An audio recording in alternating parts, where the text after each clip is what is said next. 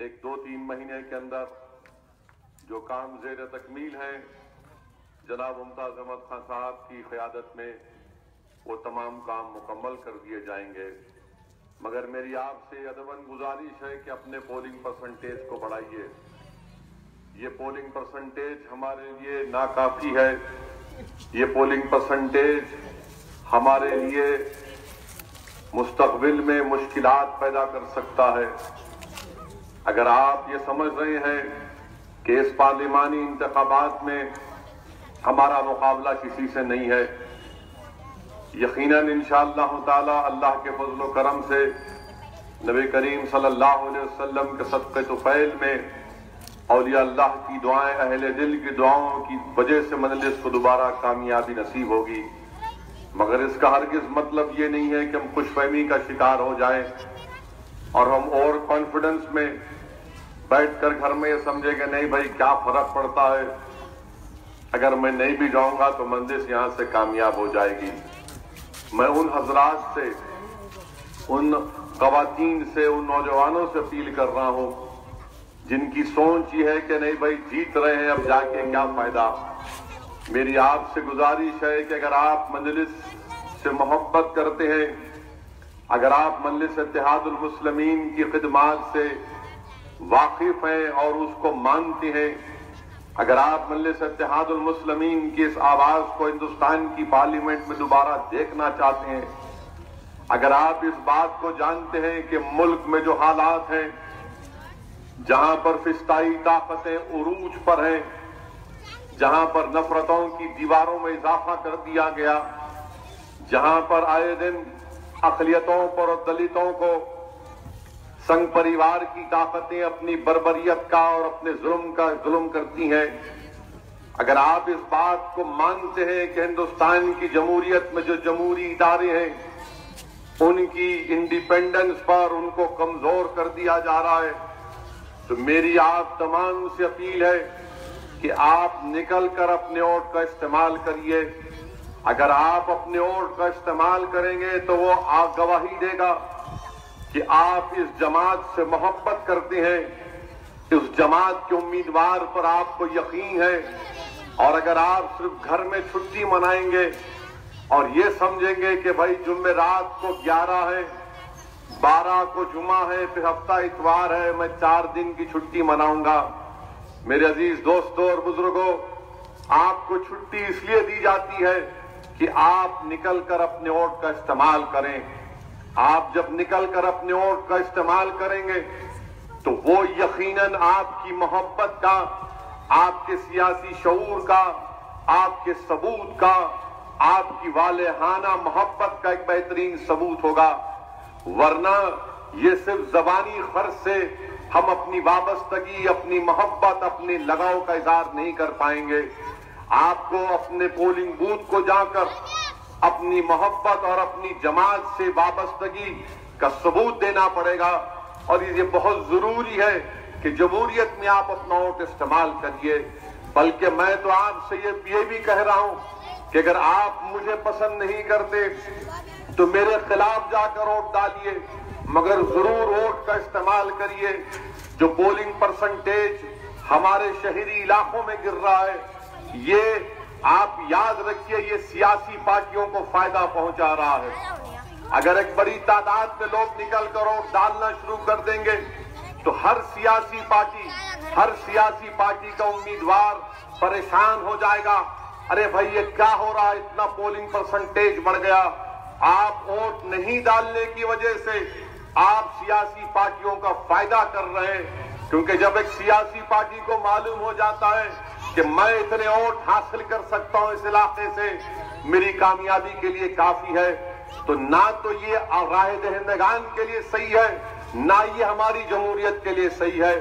اسی لیے میری آپ تمام سے گزارش ہے کہ خاص طور سے ہمارے ان نوجوانوں سے کہ آپ 11 تاریخ کے دن صبح نکل کر اپنے ووٹ کا استعمال کریے۔ ووٹ کے استعمال کرتے وقت، جاتے وقت آپ کو اپنے ساتھ شناختی کارڈ رکھ کر جانا پڑے گا، چاہے کوئی بھی شناختی کارڈ ہو آپ اس کو لے کر جائیے۔ اپنے گھر کے بزرگوں کو ساتھ لے کے جاؤ، نوجوانوں، اپنی ماں کو، اپنے اپنی بہن کو ساتھ لے کر جاؤ اور اس کے بعد اپنے دوست احباب کو ٹیلی فون کر کے ترغیب دو کہ بھائی جاؤ، جا کر اپنے ووٹ کا استعمال کرو اور مجلس اتحاد المسلمین کو کامیابی سے ہمکنار کرو۔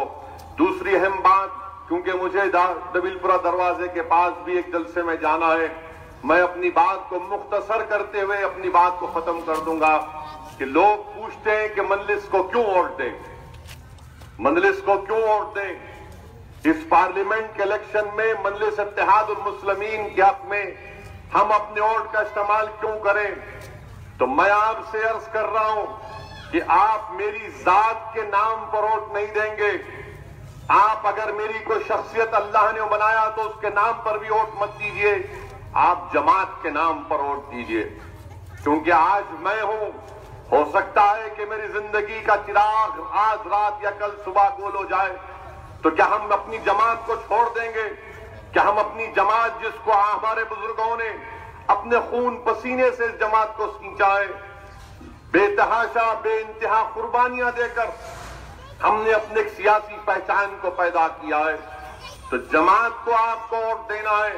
اور آپ جانتے ہیں کہ ہندوستان کی پارلیمنٹ کے اندر مجلس اتحاد المسلمین کا نمائندگی کا ایک بے باک ریکارڈ ہے۔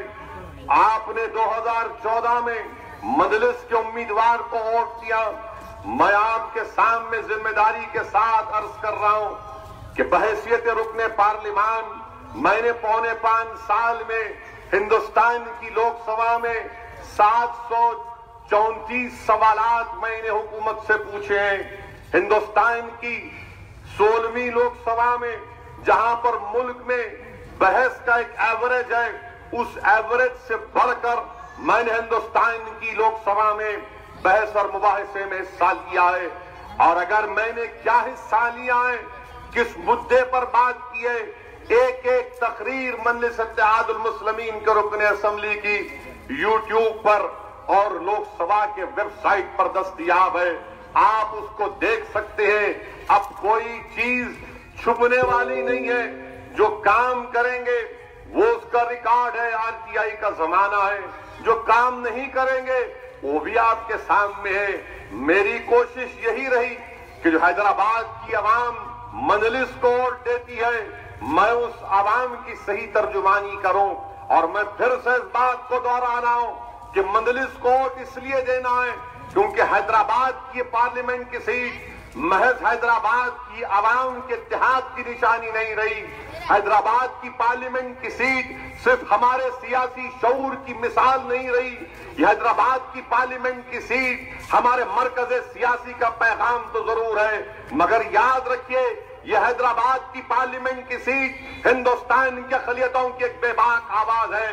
حیدرآباد کی پارلیمنٹ کی سیٹ ہندوستان کے مظلوم دلت جو ہماری طرف ایک امید کی نگاہ اٹھا کر دیکھتے ہیں کہ ہندوستان کی پارلیمنٹ میں ایک حیدرآباد کا نمائندہ ہے جو بابا صاحب امبیڈکر کے خوابوں کو پورا کرنے کا ٹھان کیا ہے۔ حیدرآباد کی پارلیمنٹ کی سیٹ صرف ہمارے جوش اور جذبے کا نام نہیں ہے، بلکہ حیدرآباد کی پارلیمنٹ کی سیٹ ہندوستان کے آئین میں جو ہم کو دستوری تحفظات دیے گئے، جو ہندوستان کے آئین اور سنویدھان میں ہم کو جو کانسٹیٹیوشنل رائٹس دیے گئے، ان رائٹس کو، ان خوابوں کو پورا کرنے کا نام حیدرآباد کی پارلیمنٹ کی سیٹ ہے۔ ہندوستان کی لوک سبھا میں بحیثیت رکن پارلیمان میں نے پوری کوشش کی کہ ہر بار جہاں پر بھی مسئلہ ہم بے باک طریقے سے عوام کے مسائل کو اٹھائیں گے، انصاف کا مطالبہ کریں گے۔ مجلس اتحاد المسلمین نے یہ نہیں دیکھا کہ سامنے ہندوستان کا وزیر اعظم کے طور پر اس وزارت عظمیٰ کے اس عظیم عہدے پر ایک شخص بیٹھا ہوا ہے جس نے گجرات میں بحیثیت چیف منسٹر انسانوں کی جان اور مال کے تحفظ میں ناکام ہو چکا ہے، جس کو ہندوستان کی جمہوریت نے 280 پارلیمنٹ کی سیٹ پر کامیاب کر کے بھیجایا، جس کے پاس 300 سے زائد رکن پارلیمان ہے۔ مجلس اتحاد المسلمین کا یہ آپ کا ادنا سپاہی ہندوستان کے ان تمام 300 اراکین برسر اقتدار ایم پیز کے سامنے کھڑے ہو کر ہندوستان کے کانسٹیٹیوشن کی مظلوموں کے انصاف کی بات کرتا ہے۔ اخلاق کی بات آئی تو مجلس اتحاد المسلمین نے انصاف کا مطالبہ کیا۔ ارے کا جو بھی واقعات ہوئے ہم نے کھل کر اس کو بیان کیا. تعلیم کا مسئلہ آیا تو مجلس اتحاد المسلمین نے حکومت سے مطالبہ کیا کہ آپ کو بڑی محبت ہے مسلم خواتین سے، چلیے آپ ہم کو اسکالرشپ میں اضافہ کر دیجئے، 900 کروڑ آپ دیتے ہیں، 2500 کروڑ روپے دیجئے، ہر مسلمان کو، ہر اقلیتوں کو ڈیمانڈ ڈریون اسکالرشپ ملے گی. میرے عزیز دوستوں اور بزرگوں، یہ مجلس اتحاد المسلمین کا ریکارڈ ہے. ارے مخالفین آئیں گے چلے جائیں گے، مجھے ان پر تبصرہ کرنا نہیں ہے. آج ہمارا مقابلہ کس سے ہے؟ ہمارا مقابلہ اس ذہنیت سے ہے جو ہندوستان کی پارلیمنٹ میں ہندوستان کی جمہوریت شراکت داری کی جمہوریت ہے، جس کو انگریزی میں کہتے ہیں کہ پارٹیسپیٹو فارم آف ڈیموکریسی، جو نہیں چاہتے کہ ہندوستان ملک کیا ہے. ہندوستان ایک ایسا ملک ہے جہاں پر ہما قسم کے تہذیب اور مذہب کے ماننے والے رہتے ہیں، اور ہمارا خواب، ہماری کوشش یہ ہے کہ یہ تہذیب، یہ مذہب کے ماننے والوں کو ہندوستان کی پارلیمنٹ میں ان کی نمائندگی ملنی چاہیے. آج مجلس کو فرقہ پرست کہنے والوں، میں تم سے پوچھنا چاہتا ہوں، بتاؤ ہندوستان کی پارلیمنٹ میں کتنے مسلم اقلیت ایم پی جیت کر آتی؟ میں فرقہ پرست ہوں، میں مانتا ہوں، میں ہیٹ اسپیچ دیتا ہوں، مانتا ہوں. آپ تمام لوگ نیک ہیں، دودھ کے دھلے ہوئے ہیں، آپ سیکولر ہیں، میں کمیونل ہوں. مگر بتاؤ 23 کیوں جیت کر آئے؟ کیوں جیت کر آئے؟ اور جب جیت کر بھی آتے ہیں تو منہ نہیں کھولتے، منہ ہی نہیں کھولتے، کیونکہ ان کی سیاسی پارٹی ان سے کہتی ہے کہ نہیں، تمہارا کام صرف خاموش بیٹھ کر تماشا دیکھنا، تم اپنی زبان کو نقار خلق کی آواز نہیں بنا سکتے. مجلس اتحاد المسلمین جب وہاں پر گئی، مجھے اچھی طرح یاد ہے کہ 2004 میں جب مرحوم قائد سالار ملت نے مجھے ٹکٹ دیا تو مرحوم قائد سالار ملت نے مجھے اس بات کو بلا کر کہا، مجھے اچھی طرح یاد ہے کہ سالار نے مجھ سے کہا، میں جب ملنے جا رہا تھا مرحوم قائد سے، میں نے کہا کہ میں دلی جا رہا ہوں، میری فلائٹ ہے. تو سالار ملت کا ایک منفرد انداز تھا، میرے طرف دیکھ کر بولے بیٹھو. میں نے کہا کہ فلائٹ کا ٹائم ہو رہا ہے. تو قائد نے کہا کہ میں کہہ رہا ہوں بیٹھو. میں بیٹھ گیا. اس گرجدار آواز کے سامنے بڑے بڑے لوگ بیٹھ جاتے. تو قائد نے کہا ہم بیٹھ گئے. سالار نے مجھ سے کہا کہ دیکھو یاد رکھو، دلی بڑی چکنی جگہ ہے، جلدی پیر پھسلتا. میں سمجھا نہیں اس بات کو. اور پھر مرحوم قائد نے مجھ سے کہا کہ ہندوستان کی پارلیمنٹ میں جا رہے، دیکھو میں نے 20 سال یہاں پر بے باکی کے ساتھ عوام کے مسائل کو اٹھایا. میں نے مصلحت کے نام پر یا بزدلی کے نام پر یہ اقتدار کی کرسیوں پر بیٹھنے والے ظالم لوگوں کے ڈر اور خوف کو دیکھ کر میں نے اپنی زبان کو خاموش نہیں کیا. سالار نے کہا کہ یاد رکھو، تم ہندوستان کی پارلیمنٹ میں جا رہے ہو تو بے باک طریقے سے نمائندگی کرنا اور پورے اخلاص کے ساتھ کام کرنا. اور مرحوم قائد یہ 2 نصیحتیں دے کر مجھے دلی کو روانہ کیے. اور الحمدللہ میں نے ان نصیحتوں کو اپنے دل و دماغ میں، اس کو جس طرح میمورائز کیا جاتا ہے، میں نے اس کو میمورائز کر کے رکھا ہوں. میرے عزیز دوستوں اور بزرگوں، آپ دیکھتے ہیں کہ ہم کسی کے سامنے جھکنے والے نہیں ہیں، نہ ہم کسی کی طاقت کے آگے مرو ہو جاتے. کیوں نہیں ہوتے؟ اس لیے کہ ہندوستان کا جمہوریت ہم کو اس بات کی اجازت دیتا ہے کہ ہم اپنے مسائل کو بے باک طریقے سے بیان کریں. یہ کام مجلس اتحاد المسلمین نے کیا، کرتی رہے گی. اسی لیے میری آپ سے گزارش ہے کہ 11 اپریل کے دن آپ نکل کر اپنے کے کوٹ کا استعمال کریے. ہندوستان کے وزیر اعظم کے بارے میں کیا بول سکتے آپ؟ ہمارے وزیر اعظم تو اب کوئی جوک بنائے. جب آنے والے دنوں میں آپ دیکھیں گے کہ پرائم منسٹر بولیں گے، ٹویٹ کر کے بولیں گے کہ کل شام میں یا 12 بجے مجھے دیکھنا، آپ میں کچھ بتانے جا رہا ہوں. یہ کارٹون میں دیکھ کر آ رہا ہوں. تو معلوم ہوگا کہ ہندوستان کے وزیر اعظم اسپیس میں ایلین سے جا کر کہیں گے ایلین متروں، نہیں معلوم یہ بھی ہو جائے گا۔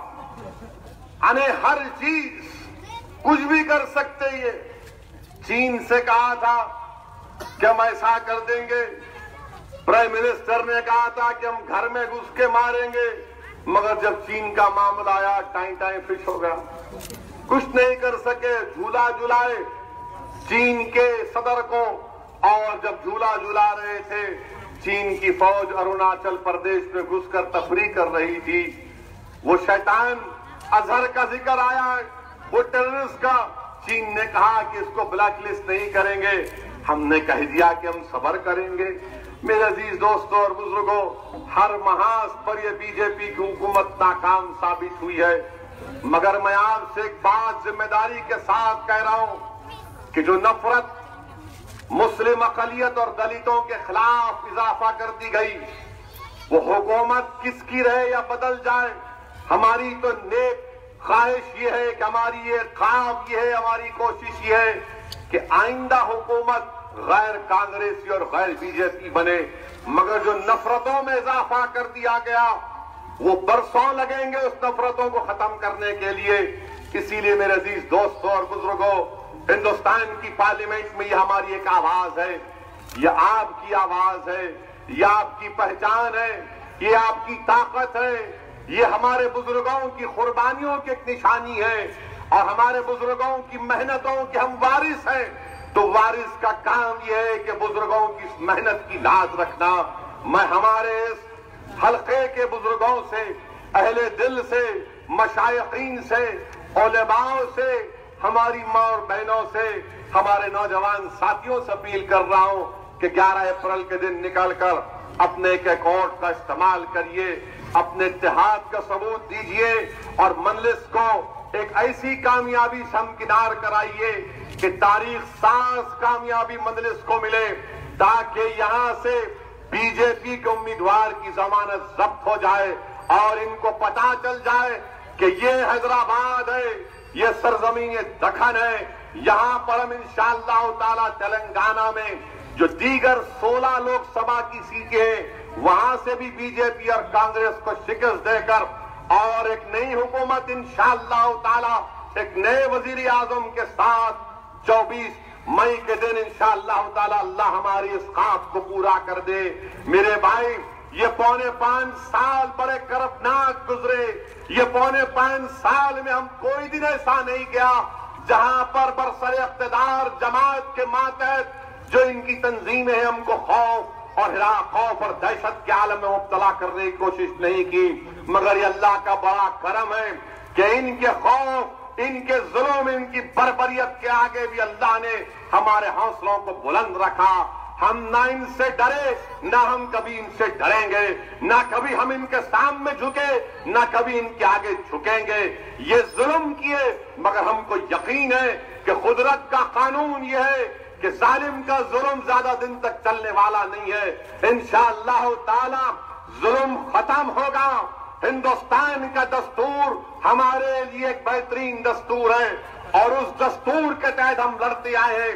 اس دستور کو سامنے رکھ کر جو ہمارے دلوں میں خوف پیدا کر رہے ہیں، جو ہم کو مار کر، ہماری بہنوں کو مار کر، ہمارے بزرگوں کو مار کر کہتے ہیں کہ بھاگ پاکستان، ارے جو ہم کو بھگانا چاہتے ہیں پاکستان، تم سن لو، ہم زندہ رہیں گے، ہندوستانی ہیں، یہی پیدا ہو اور اسی سرزمین کے اندر جائیں گے۔ تمہاری ماروں کا جواب ہم جمہوریت کے دائرے میں رہ کر دیں گے، تمہارے ان بے باک اور تمام تمہارے طنز کا جواب انشاءاللہ تعالی ہم بے باکی کے ساتھ جمہوریت کے دائرے میں رہ کر دیں گے۔ تمہارا یہ الزام کہ ہم پاکستان کو چلے جائیں، تمہاری عین خواہش کہ ہم پاکستان کو چلے جائیں، نہیں، یاد رکھو، جب تک دنیا قائم رہے گی ہندوستان میں مسلمان ہندوستانی مسلمان بن کر رہے گا۔ ہم اپنے مسجدوں کو آباد رکھیں گے، ہم ہندوستان کے سیکولرزم کو، اس کمپوزٹ کلچر کو زندہ رکھیں گے۔ پاکستان سے ہم کو کوئی مطلب تھا نہ کبھی رہے گا۔ ہم کو ہندوستان کا سے مطلب ہے. ارے یہ یحییٰ پاشا کی سرزمین، یہ محدث دکن کی سرزمین، یہ حضرات یوسفین کی سرزمین، یہ بابا شرف الدین کی سرزمین. ارے جب یہ ہماری سرزمین ہے تو تم یہاں سے ہم کو مار کر نہیں بھگا سکتے.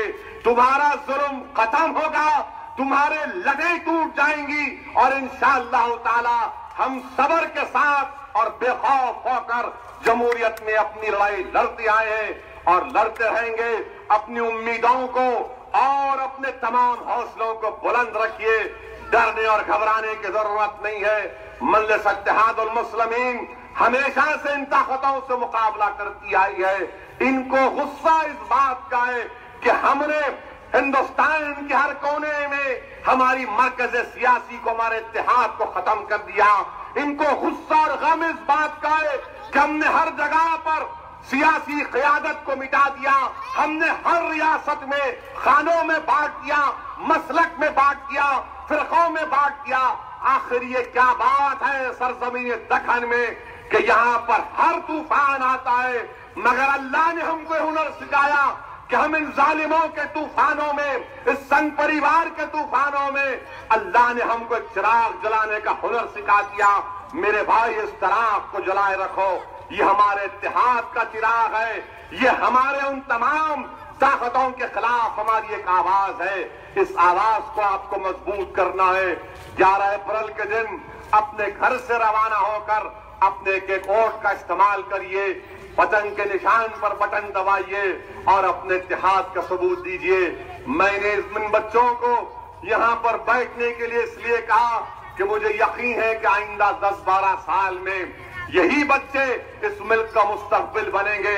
یہ جمہوریت کو مضبوط کریں گے، اور ہو سکتا ہے کہ اس میں سے جو بچے آج یہ مجلس کا جھنڈا تھامے ہیں، کل انشاءاللہ تعالی اس کرسی پر یا تو رکن بلدیہ یا پھر MLA بنیں گے انشاءاللہ. خدا